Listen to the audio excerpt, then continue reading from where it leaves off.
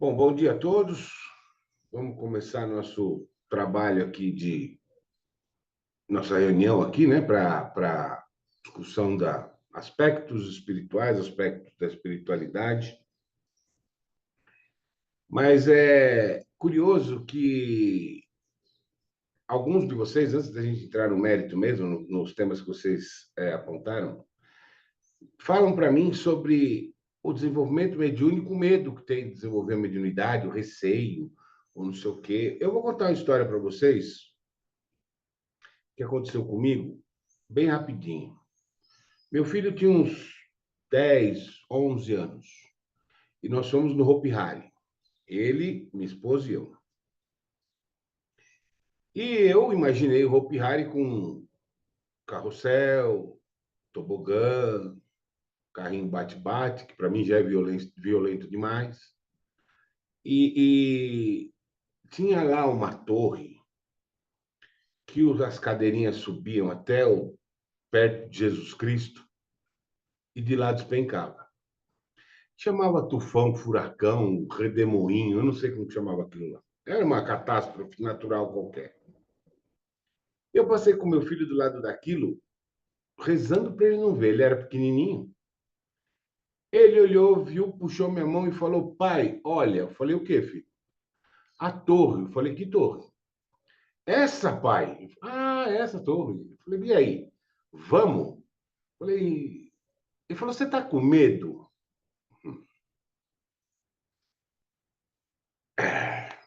Eu, com medo? De jeito nenhum, vamos embora. Peguei, fomos, né? A Vanessa, ele e eu. Aquele negócio subiu, mas subiu. E a hora que chegou no topo, por um sarcasmo do operador daquele aparelho, ele para aquele negócio lá em cima. Um tempo incomensurável. 2, 3 segundos, mas parece que é uma eternidade. E aí você fala, já que nós estamos aqui pertinho, tem jeito de, né, cuidar das coisas aqui. O ônibus parecia desse tamanho. E eu estava apavorado. Eu segurava, eu tenho problema com a altura. Eu segurava nos ferros, naquele Santo Antônio que baixa para proteger a gente, que aquilo teve que ser trocado, que aquilo amassou. Certamente amassou. E eu sentia que eu estava escorrendo pela cadeira e caindo. E eu agarrado no ferro, assim, meu filho lá. Ei! Bom, o treco despencou, desceu. O estômago veio parar no cérebro, o cérebro foi parar no pé, o fígado está dando volta até hoje. O espírito ficou. Depois de 40 minutos, ele conseguiu descer. E ele desce, baixa, sobe, desce, baixa. Bom, enfim. Eu saí daquele negócio completamente desacorçoado, zonzo, enjoado. Meu filho olhou para mim e falou: vamos comer? Eu falei: Senhor Jesus, eu não aguento nem. Por que que isso aconteceu? Porque eu estava preocupado. Eu estava olhando, será que vai acontecer? Será que isso aí, será que os cabos aguentam? Será que a rodana vai funcionar? Será que isso aqui me segura? E o meu filho não estava nem aí. Ele estava para brincar, para se divertir, para se entregar para a diversão. A mediunidade é a mesma coisa. Quando eu vou e confio no trabalho, confio no orientador, no dirigente, deixa rolar. Se eu for eu vou acordar mal, eu vou acordar enjoado, eu vou acordar com dor de cabeça, eu não vou dormir bem. É exatamente igual, tá? Aquele brinquedo da torre não é de Deus, aquilo é de Satanás. Gravem isso. Bom, vamos lá. Fábio, poderia comentar sobre os níveis e subníveis? Como podemos saber quando são eles ajustados no cenário da autoobsessão? Podemos. E a Darcy fala: que tal falar sobre os corpos mentais sutis e suas dimensões? Regressão de vidas passadas. Podemos também. Antes, deixa eu ver uma coisa aqui. Eita, não quero você. Darcy, quem caiu aí na sua casa? Foi na sua casa? Foi, né? Já levantaram ela aí, Darcy? A moça? Oi, Fernando. Caiu, foi na casa deles. Como eu estou aqui em Salvador, aí minha irmã ligou, né? E Mas ela tá, devido à obesidade, não sei, ela tem problema de cognitivo, né? E são três especiais. E ela caiu, né? mas alguém já levantou lá, não?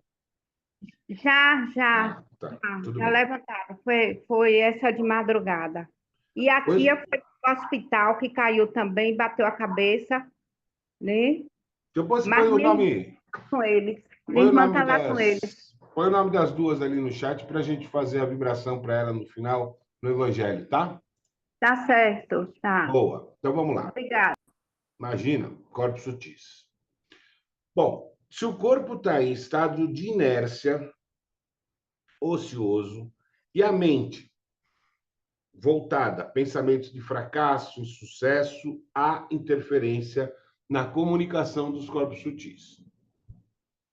Qual que é o normal? O normal é o ser humano ter uma vida de relação boa, de trabalho, de doação, de assistência.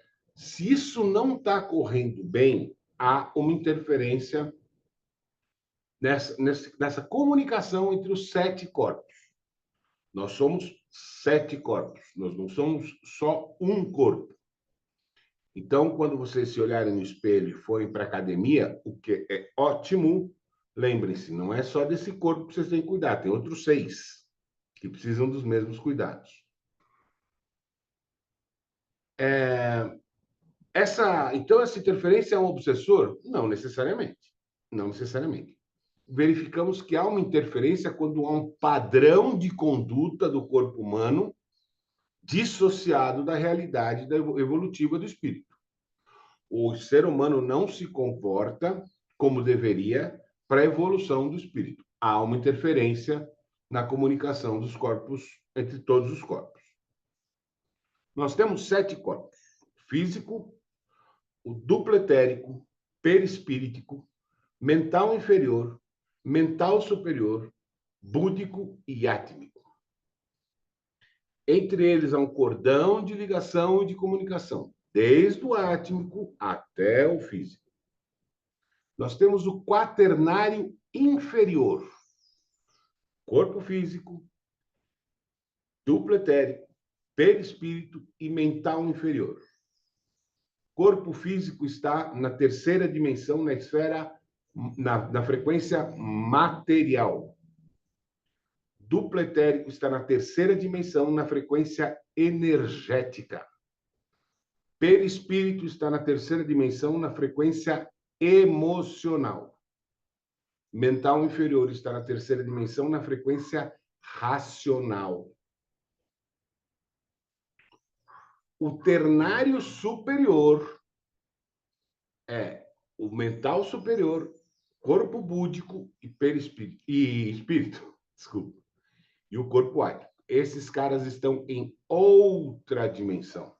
É o ternário superior, ou trindade superior, como alguns chamam, é o tríade superior.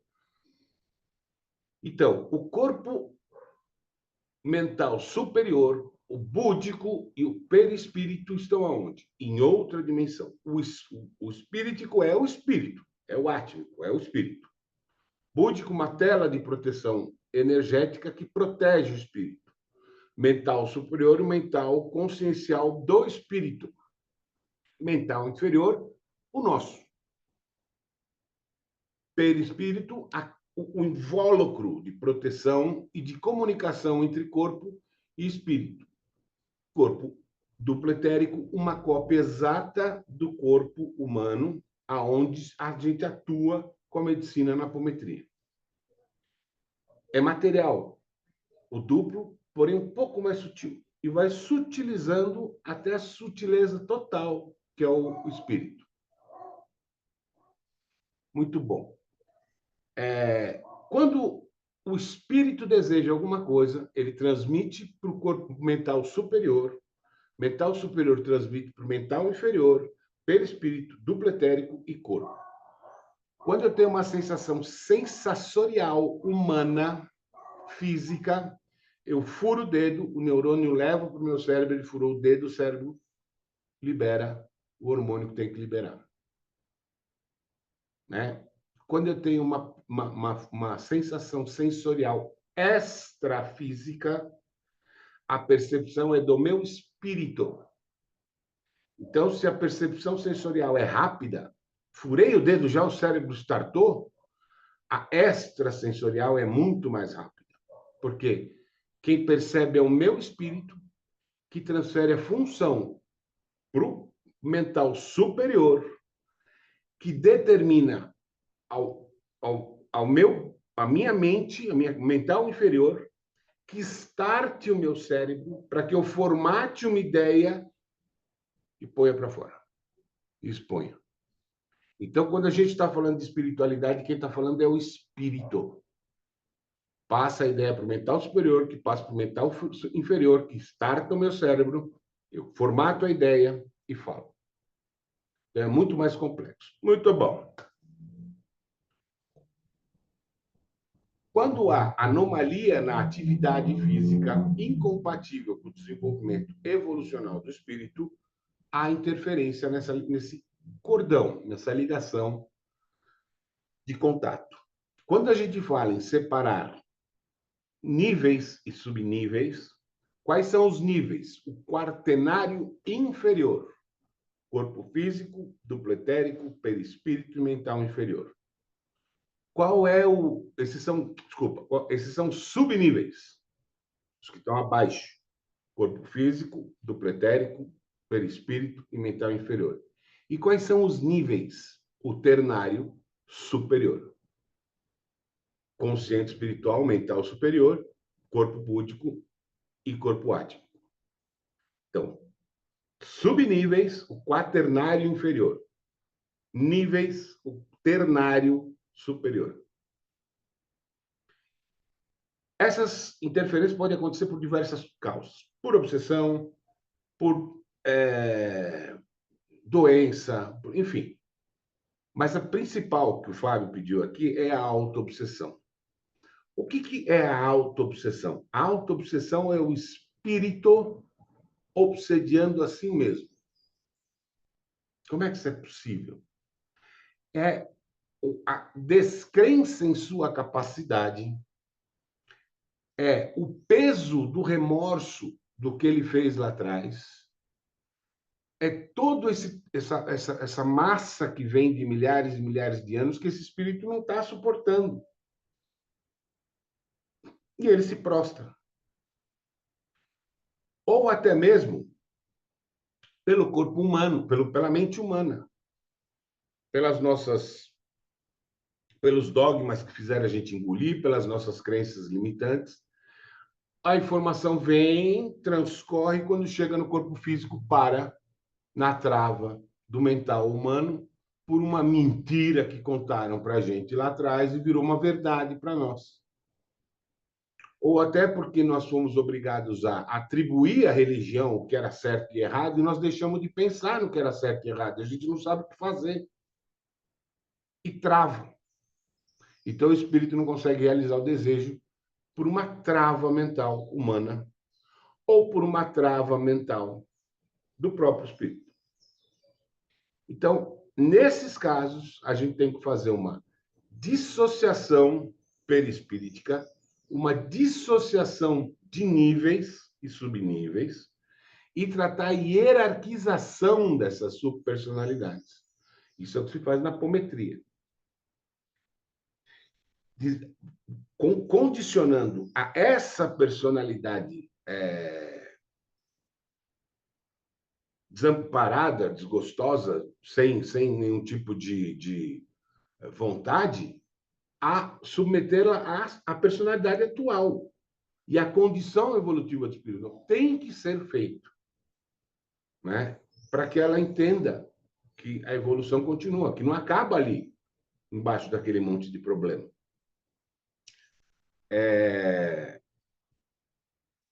E assim, da mesma forma que nós nos auto-obsediamos, o obsessor pode atuar dessa forma também.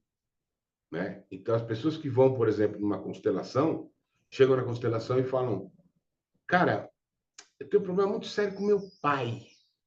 E aí começa a constelação, e vai, e ninguém acha, e os integrantes lá, os representantes, não se mexem, fica tudo muito perdido, porque aquela ideia, aquela forma pensamento implantada no consciente espiritual é mentira.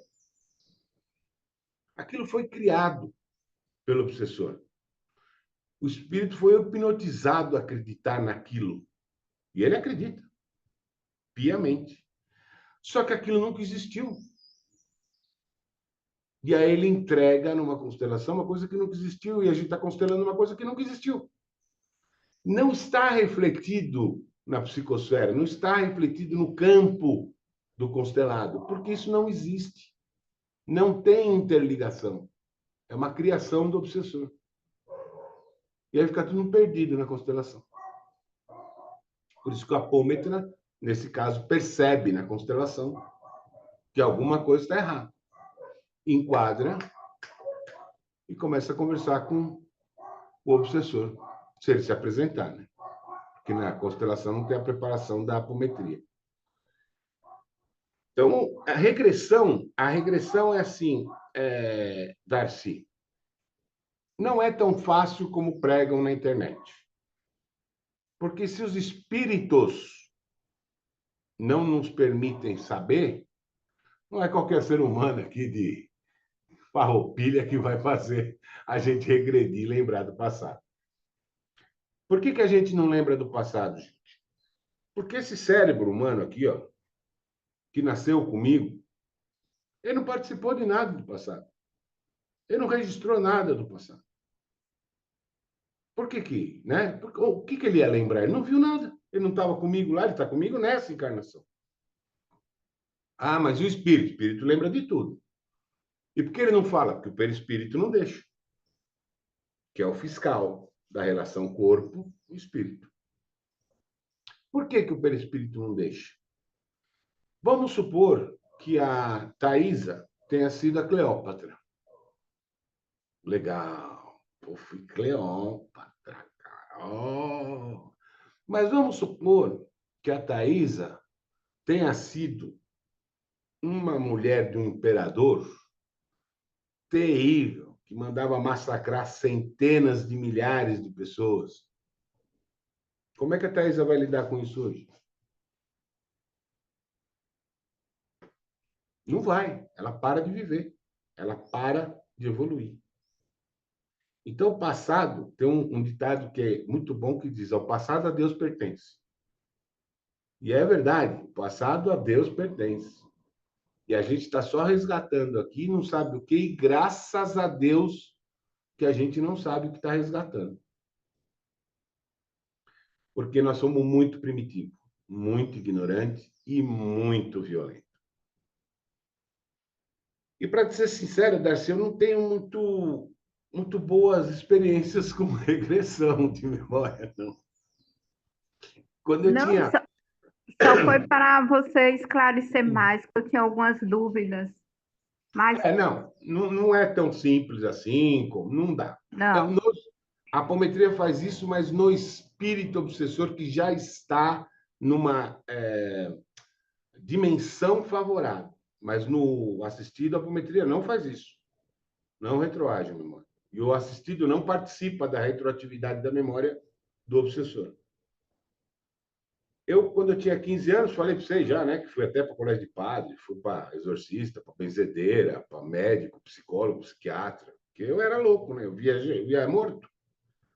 E eu fui uma vez com 15 anos, uma regressão de vida. E aí tinha um círculo com pentagrama, com as velas, eu deitei no meio desse círculo, sentou uma menina, outra menina, um cara ali à minha volta, reduziram a luz, começaram a falar, e eu comecei a tentar regredir, não entendia nada, eu tinha 15 anos. E aí, uma determinada hora, eu comecei a falar, eu estou me vendo numa tribo que está sendo invadida. E eles anotando tudo direitinho. E eu estou me vendo sendo capturado. Fui levado para a tribo deles e lá tem uma roda gigante de pedra que a gente tem que empurrar para moer todos os grãos da colheita. E eu estou empurrando essa pedra com um monte de gente. Anotando. A menina chorando já. E aí eu falei, as pessoas ao meu lado estão morrendo. E eu estou ficando sozinho empurrando essa pedra. E eu estou ficando muito grande. Muito grande. E eles anotando, a menina lá, glória a Deus, chorando. E eu parei e pensei, espera. E aí eu escutava uma risada. E eu falava, por que vocês riem? Eles falavam, não tem ninguém aqui rindo. E quem ria era o meu mentor, o Max, que já encarnou há uns 3 anos atrás. Eu falava, do que você está rindo mentalmente? Ele falou, você está contando o filme do Conan para os caras, velho. Eu falei, puta, é mesmo, cara. Ele falou, então, você não reparou tua vida? O que é? Você é o Conan? Puxa a espada aí, Conan. Porque ele era desse tipo mesmo, ele era uma sacanagem, só fazia sacanagem comigo. A conversa minha com ele era como conversa de boteco. Ele falou, cara, sai disso, vambora. Aí eu acordei e falei assim, pera, mas isso é o filme do Conan. Aí eles assustaram, assim, os caras, não, mas é que às vezes acontece de não sei o quê. Eu falei, tá, então tá bom. Aí minha mãe, minha irmã, que estavam comigo, né? Não, mas Fernando tenta, mas por que fala? Tá bom, bora para casa. Então eu não tenho muito boa experiência com regressão de memória, não. Mas pode ser que não vai acontecer, não vai, isso eu garanto. Porque é um bloqueio espiritual, uma lei universal. Não vai saber o que foi. Pode mais, porque todo mundo que faz regressão espiritual só foi Cleópatra, foi imperador, foi, né? Ninguém foi faxineiro, ninguém foi escravo, ninguém apanhou a vida inteira. Né? Sempre sai bonito da história. Bom, então, para concluir, na autoobsessão, culpas e remorsos dessas ou de outras vidas podem gerar nos indivíduos graves desajustes que, quando não são resolvidos por completo, podem ocasionar graves desequilíbrios emocionais e espirituais, levando muitos indivíduos a uma autoobsessão, que pode gerar uma sabotagem completa, criando ressentimento, rancores e mágoas intermináveis. Pode ser na mente física ou na espiritual. Então, vem a informação, chega na mente espiritual, no consciente espiritual ou na mente física, trava. Não consegue executar. Isso é autoobsessão. E os corpos sutis, acho que ficou explicado. E a ligação, como é que funciona, né? Os efeitos a sensação extrafísica, Sensoriais.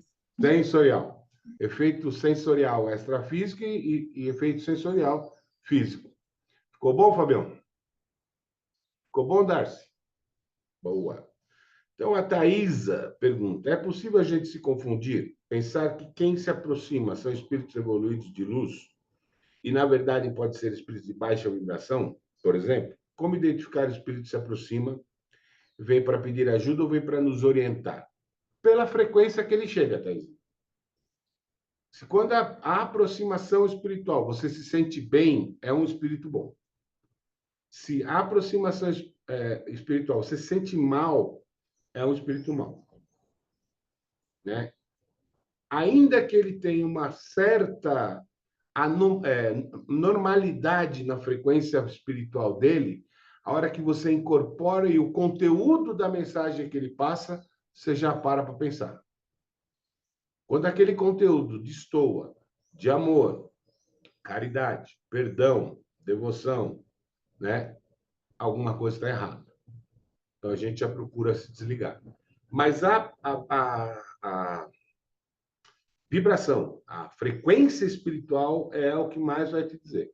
As frequências mais elevadas vão te levar ao choro. As frequências mais vão te levar ao desespero, angústia, não quero, sai de perto de mim. Entendeu? Então essa é a.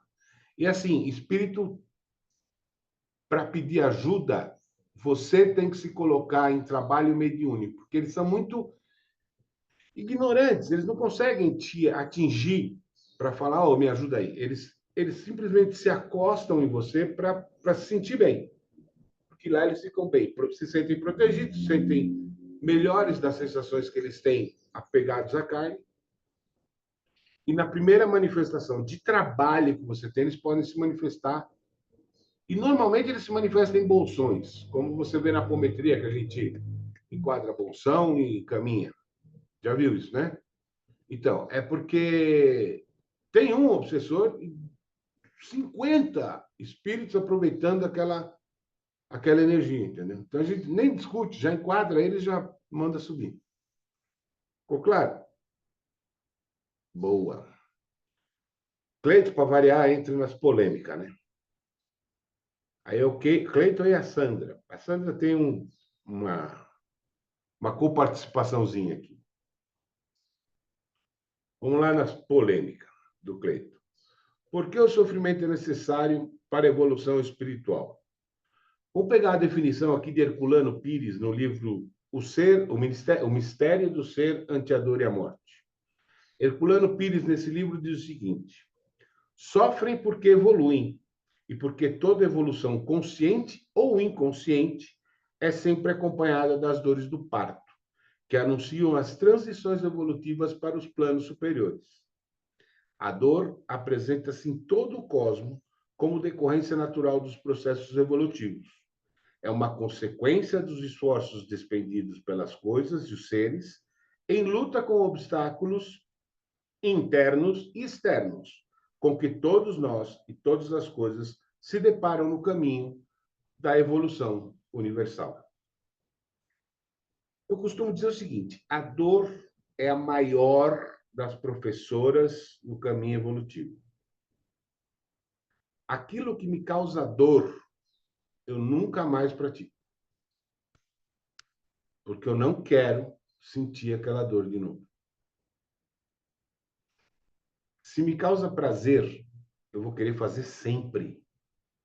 Mas se me causa dor, eu não vou fazer nunca mais. Então, a dor é necessária, mediante a ignorância do estágio evolutivo que nós estamos. Porque se não fosse por ela, a gente não conseguiria distinguir ainda o que eu devo ou não devo fazer. Retroagir no tempo aí rapidão, 20, 30 anos atrás, quando o pai e a mãe da gente falavam assim: se você fizer isso, você vai apanhar que nem gente grande. Eu não me metia a fazer. Vou nada. Sou besta, não, vou não. Por quê? Medo do castigo de apanhar que nem gente grande. Não que eu não quisesse fazer, tá? Doido para fazer. Mas eu tinha medo de apanhar que nem gente. Hoje não pode. Hoje é. Não pode, né? Mas antigamente era assim. E eu não faço mais aquele ato dolorido para que eu não sinta novamente a dor. Então, vamos lá que tem mais, do Creito. A existência do mal é uma criação humana ou uma necessidade evolutiva? O mal não contribui com a evolução do ser humano, portanto, ele não pode ser a criação de Deus. O mal, na verdade, não existe. O que existe é a ausência do bem. Quando eu não pratico o bem na lei divina que eu me comprometi a seguir, eu estou praticando mal.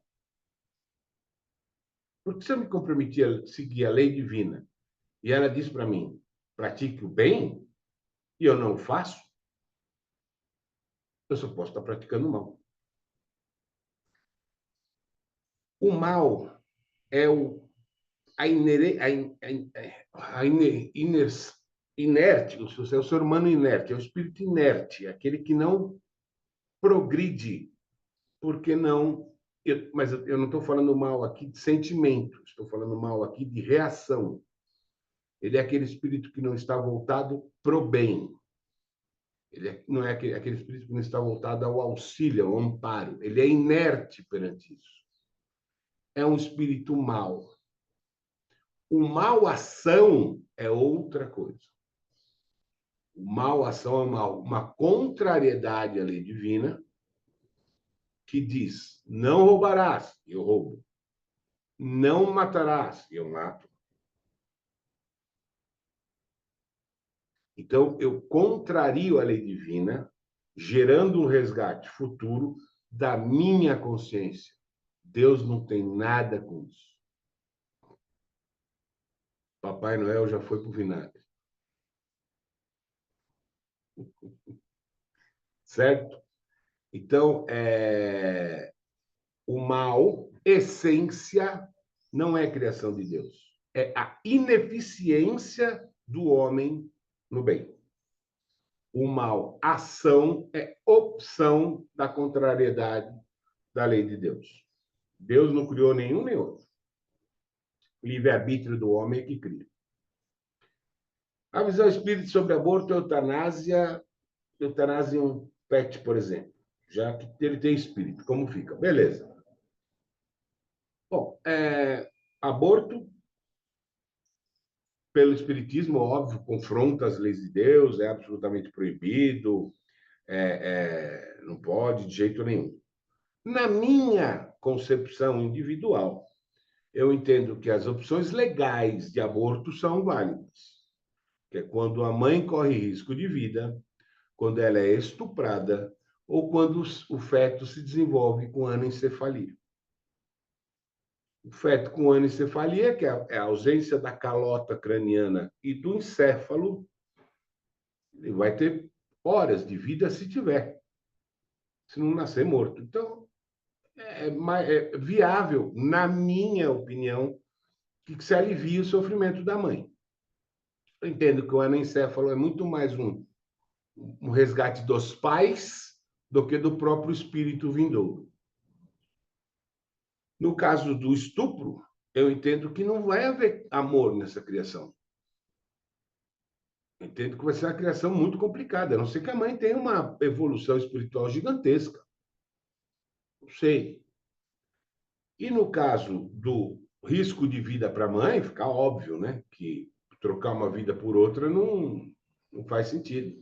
Então é melhor que quem nem iniciou a programação da vida seja sacrificado por aquele que já está na programação da vida. Eu entendo assim, mas o espiritismo em si é absolutamente contra o aborto. A eutanásia humana. A eutanásia humana, o espiritismo também é contra, porque entende que ainda que o corpo esteja num leito de hospital, ele está sofrendo. E esse sofrimento faz parte do resgate do espírito daquele corpo. O Livro dos Espíritos foi escrito em 1857. Quando eu falo para vocês que nossa verdade tem que ter a assimilação de toda a doutrina, mas tem que ter o nosso raciocínio, vamos pensar hoje. A medicina hoje é capaz de manter um corpo inerte em vida artificial e sem dor? Hein, Fabião? Para que serve para a evolução espiritual um corpo inerte em vida artificial e sem dor? Para nada. Se o espírito não está sentindo a dor, se o espírito está preso àquele corpo inerte em vida artificial, ou seja, a vida natural já cessou no veículo humano. E a medicina mantém ele em vida artificial. Mas e aí? Em 1857, o Livro dos Espíritos falava da vida natural ou da vida mecânica estipulada pela medicina atual? Então, eu entendo na eutanásia humana que quando, e isso é uma opinião minha, não é o espiritismo dizendo, o espiritismo é contra a eutanásia humana em todas as situações, mas eu entendo que na eutanásia humana, quando o corpo está nessa situação e não tem mais proveito para a evolução espiritual, ela é absolutamente possível.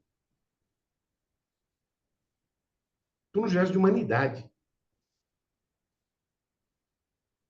Concorda, Fabião, não? Concordo, mas é um assunto bem espinhoso. Bem espinhoso. Bem espinhoso, E como o aborto. já mudei de opiniões durante minha vida algumas vezes em relação a isso. Já Como tive aborto, né? situações, já tive situações onde a situação da pessoa era tão crítica do ponto de vista de sofrimento que a vontade era realmente acabar com aquilo, mas não podia fazer. E eu fiquei me martirizando muito tempo por causa dessa situação. Mas depois que eu comecei a estudar e já depois, bem depois de formado, eu vi que às vezes as pessoas precisam passar por isso, né? Mas eu concordo que quando a gente tira todo o sofrimento, e hoje existe uma especialidade que trata disso, né? Que é cuidados paliativos. Quando a gente tira todo o sofrimento, não faz sentido nenhum. Espiritualmente não faz mais sentido nenhum. É isso aí. Maravilha. E por fim, a eutanásia animal. Então vamos lá, vamos fazer de novo, vamos raciocinar. Também sobre a eutanásia animal, a doutrina é silente, não fala nada.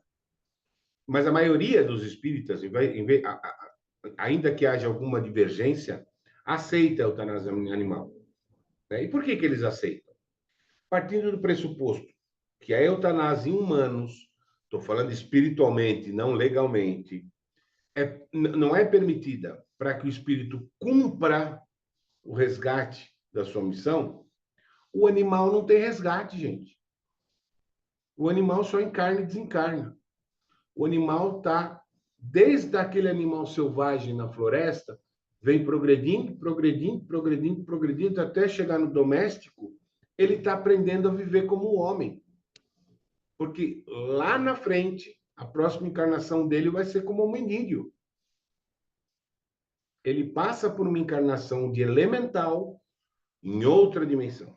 O animal, quando vai passar para a encarnação hominídea, ele desencarna animal e encarna elemental, que é um ser que aparece muito na mística grega, né? Meio homem, meio bicho. Ali, na quarta dimensão. E encarna homem primitivo das cavernas em outro planeta, em outra dimensão, num planeta primitivo. E continua sua evolução como homem. Então, se a proibição espiritual da eutanásia é que o espírito continue no sofrimento para o resgate, se o animal não tem resgate, porque ele nunca fez mal para ninguém, ele nunca cobiçou nada, ele não precisa ficar preso à dor, porque aquilo não está gerando nenhuma vantagem, nenhum benefício para o espírito. Certo? Então, a eutanásia é permitida no caso de animal. A eutanásia só não é permitida no caso de quem gera resgate. Quem que gera resgate? Quem tem consciência. Quem sabe que errou. O animal tem consciência? Tem. Ele não sabe o que é certo e o que é errado. Ele não tem orientação espiritual suficiente. Então, ele não tem resgate. É como o homem primitivo das cavernas. Ele não tinha resgate. Ele não sabia o que ele estava fazendo. Mesma coisa do bicho.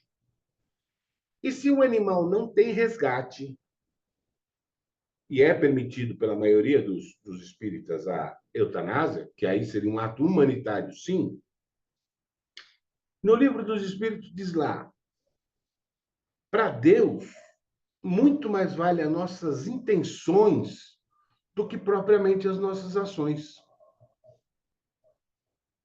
Então, se eu tenho a intenção de livrar aquele meu grande companheiro da dor, para Deus vai contar a minha intenção, não minha ação.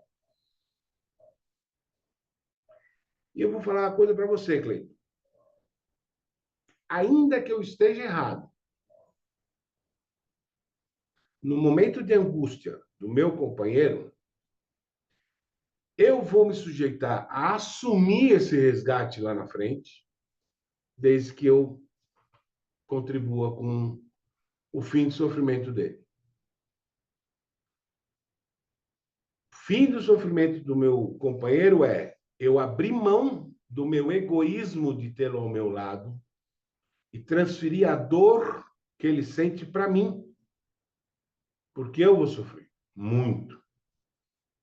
E ele vai descansar. E vai reencarnar de novo.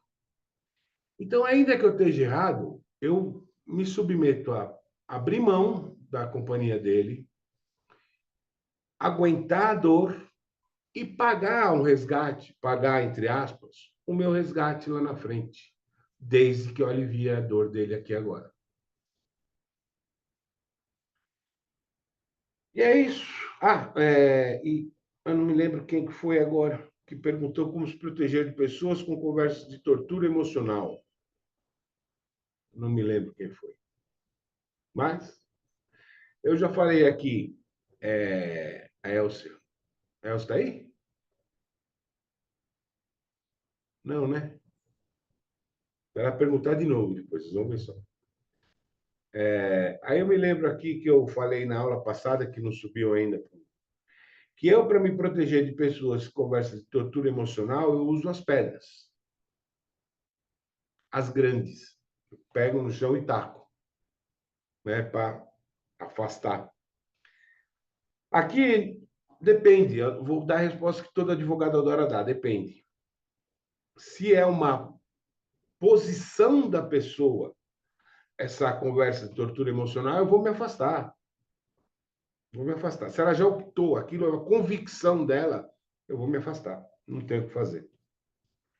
Se ela narra essa conversa de tortura emocional por ignorância, eu vou procurar ajudá-la.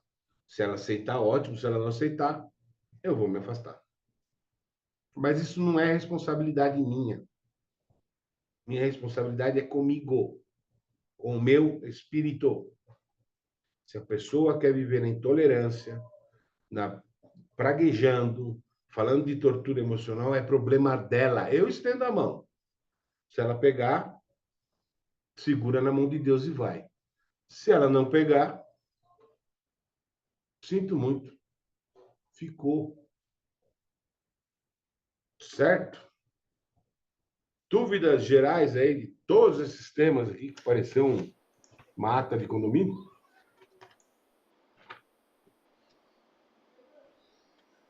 Diga, Creito. Fernando, Polêmico, Creito.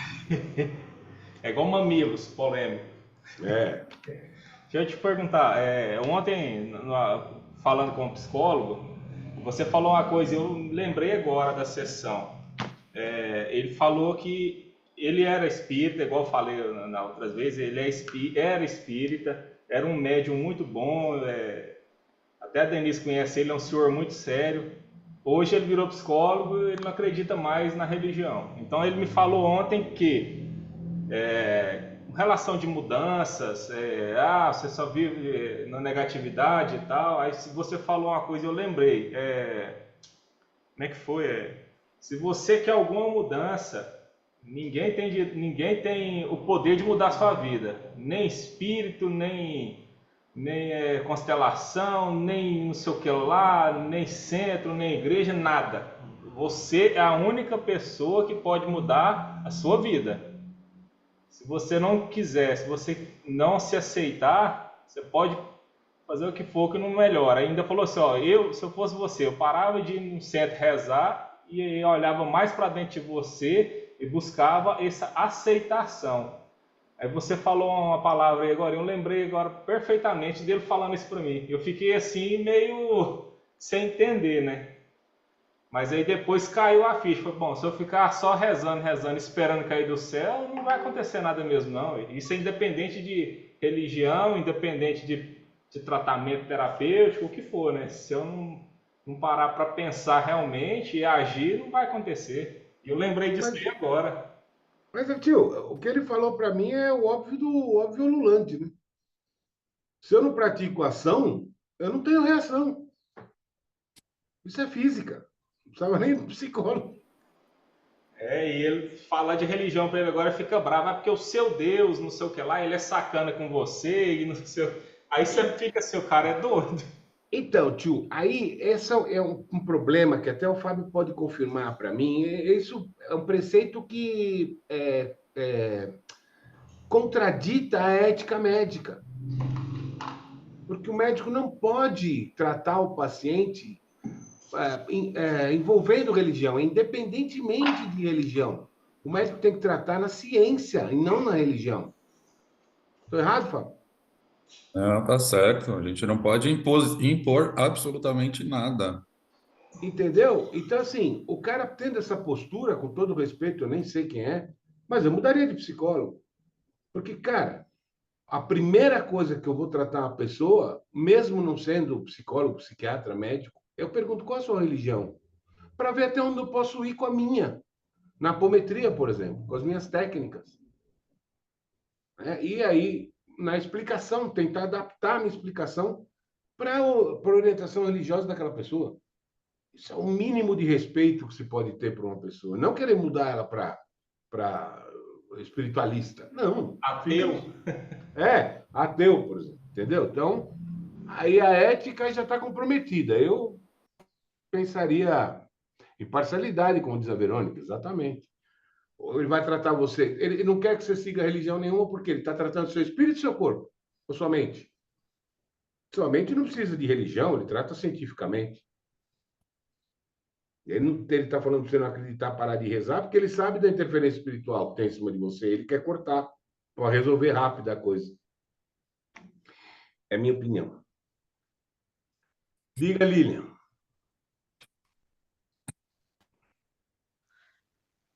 Eu acho que eu só queria compartilhar com o Cleiton uma situação que eu tô passando. Também tô fazendo acompanhamento médico, Cleiton. E uma coisa que o médico me disse é que a ação é minha e que a gente ganha força com a nossa espiritualidade. Eu ouvi isso de um médico da Santa Casa da Misericórdia, que é lá onde meu querido amigo Fábio trabalha. Então, assim, o que eu queria te dizer é que a ciência hoje já entende, pelo menos o que eu tenho escutado da ciência, e o Fábio pode confirmar, de que estar em conexão com a espiritualidade nos dá força para a gente seguir. Eu não sei, aí o Fábio pode falar melhor que eu, mas é o que eu ouvi de um médico essa semana. Lembrando, gente, que espiritualidade é diferente de religião. É. As pessoas confundem muito isso. Uma coisa, né, faz parte da outra, mas são coisas diferentes, totalmente diferentes. Você pode não ter religião e ser uma pessoa espiritualizada. É o Eu. meu caso, por exemplo. O que eu achei estranho é porque lá ele trabalha numa casa que a Denise trabalha, né, espírita.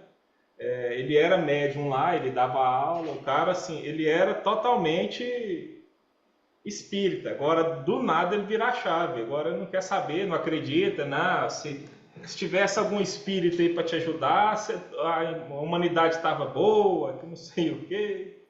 Não é a gente que Cleiton, estraga, né? sabe o que vem para mim? O Fernando falou, o que gera dor, a gente não quer fazer de novo. O que gera prazer, a gente quer fazer sempre. Provavelmente foi muito difícil a mediunidade para ele. Deve ter gerado muita dor. Então, por isso, a pessoa bloqueia. Porque se tivesse sido prazeroso, provavelmente ele não estava fazendo isso, né? Às vezes ele não pôde ter o privilégio, a oportunidade de ter pessoas acompanhando ele nesse processo. Pode ter sido muito doloroso. Então temos que saber filtrar isso também, né? E ter empatia. Porque a gente sabe o tanto que esse despertar espiritual, esse desenvolvimento mediúnico é desafiador. Às vezes ele pode não ter tido isso, né? E aí está reagindo dessa forma.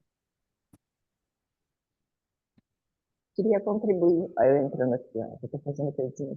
Estava escutando vocês e uma coisa que eu aprendi também, que eu uso, é assim, eu não concordo com a sua opinião, né?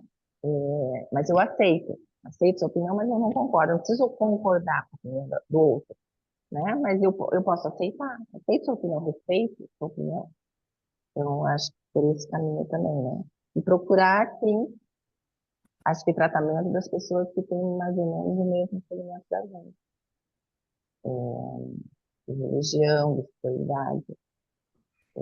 Eu também trocaria, né? Se eu fosse para um profissional que não tem a mesma direção que eu tenho, eu buscaria um profissional com a mesma na mesma linha.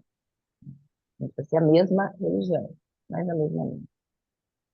Bem, Bom, até porque não tem nada a ver com o tratamento científico, religião. Então, enfim, a critério do seu creito. Mais alguém nas dúvidas? Ficou tudo claro, corpo sutil, ligação, quaternário inferior, ternário superior, nível, subnível, tudo claro. Fê, Claro só que falar mais não, uma né? coisa. É, Quando a gente chega em um profissional, né, que às vezes tem diferenças da gente, né? Essa é uma ótima oportunidade para a gente desenvolver nossa fé raciocinada, gente. Nós temos total capacidade de filtrar o que a pessoa fala e seguir a nossa verdade. Ele é um exato. psicólogo que está ajudando no corpo mental e emocional dele, né? Se o Cleiton quiser tratar o espiritual, ele vem para a apometria, por exemplo, né? O corpo espiritual, vem aqui para o grupo de estudos, né? Se quiser cuidar do corpo físico, vai procurar um nutricionista, um fisioterapeuta, um educador físico. Então, se ele está te ajudando, Cleiton, né? No sentido que você precisa, que é no corpo emocional e no mental, tá? E você filtra, porque você hoje tem fé raciocinada, né? Uma pessoa que não vai sair acreditando em tudo que todo mundo fala. Então, é uma ótima oportunidade para a gente também não excluir as coisas, né? Imagina, se tudo que a gente discordar, a gente também exclui, a gente também fica na soberba, né? Na nossa superioridade, tipo assim, eu que tô certo, o outro que tá errado. Então, a gente consegue, né, manter as relações com equilíbrio também. Sabe o que isso me lembra? Eu já vou aí, Tezinha. Sabe o que isso me lembra, Carol? Quando a gente era criança, que a gente brigava na rua, e aí ficava de mal do outro amiguinho, né? Aí chegava pro terceiro amiguinho e falava assim, ó, briguei com fulano. Aí ele falou assim, eu não briguei. Ah, não. Fica de mal dele também. Fica para não ficar sozinho, fica de mal dele. É o psicólogo do Cleiton. Não existe isso aí, mas acredita também que não existe, porque eu não posso acreditar nisso sozinho. Você tem que me ajudar. Fala, Thaisa. Fernando, você trouxe um exemplo que me chama um pouco a atenção com relação aos apômetros, as percepções, e eu vou usar o mesmo exemplo. Por exemplo, num atendimento de constelação, embora pode acontecer em qualquer contexto. Então, tem essa percepção de um obsessor, enquadra, mas daí quando você falou do livre-arbítrio, que a gente escolhe, então eu posso escolher encaminhá-lo. Como que eu vou saber se ele aceita ou não? Porque nem sempre vai ter um diálogo, até porque, né, de repente não está desdobrado, etc e tal. Como agir numa situação dessa? Encaminha, deixa que os caras resolvem lá em cima. Ah, tá. Se você tiver sentir resistência dele de ser encaminhado, chama os... Oi! Jesus. Estou trabalhando, estou aqui no encontro. Se você sentir dificuldade, chama os guardiões do Ministério da Reencarnação e pede auxílio que eles pegam e levam. Lá eles resolvem. Tem dirigente de apometria que nem dialoga, não, velho. É papum, tchau, vai embora. Entendeu? O que está errado, não pode. Tem que, pelo menos, amenizar a coisa. Avisar o cara quando ele vai. Vamos para o evangelho, então? Quem trouxe o evangelho hoje? Vamos Ou interromper a gravação. podemos interromper. Então, até sexta-feira que vem. Fiquem todos com Deus, sempre na mais alta vibração. Beijo! Beijo, beijo. Hoje eu trouxe